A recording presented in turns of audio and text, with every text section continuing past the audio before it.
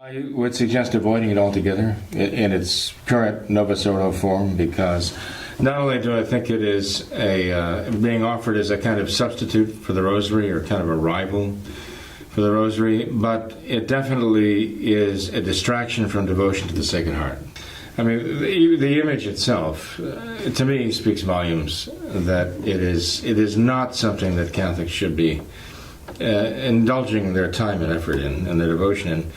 I mean, the image of our Lord standing there, kind of doe-eyed with the white robe, and rays of white light and red or pink light coming out of his chest. This is almost a mockery, that image anyway, a mockery of the image of the Sacred Heart of our Lord, but there's no heart. There's no heart. The image of the heart of our Lord is actually the center of should be the center of our devotion. That is what the Church traditionally held up before us, even going back to the time of St. Augustine.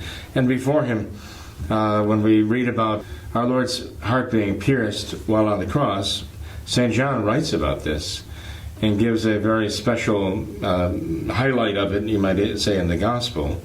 The blood and the water flowing forth, and all of the Fathers comment on that. So to substitute that now in our own modernist day with a devotion that shows our Lord almost like the alien in E.T. coming out of the ambulance arisen, right, with rays coming out of his chest, that is just not only suspect, but it is beyond suspect. I would say this is a very modernist devotion, which is taken what the Church has always recognized as a true devotion of the Catholic soul, an acknowledgement and a love, a gratitude for the mercy of God, and turning it to serve the modernist purpose of this time, at this day. I mean, after all, talking about the mercy of God is a wonderful thing in itself, but it has to be in context of the justice of God. I mean, without justice, starting with justice, you can't even define mercy, because the definition of mercy has to reference justice, to begin with. And one thing the modernists do not want to talk about is justice with regard to the sinfulness of mankind. Again, I think the whole thing is very distorted and is being used and abused by the modernists to further their own modernist ends, and deform the souls of Catholics according to the modernist design. This all fits in very well with the idea of Francis being a Pope of mercy. This is all part of his wanting to, and the modernists in general, elevating the idea of God's mercy, but unfortunately not in harmony with the justice of God, or at one with the justice of God, but as though it were somehow in conflict with the justice of God, and even inimical or opposed to God's justice.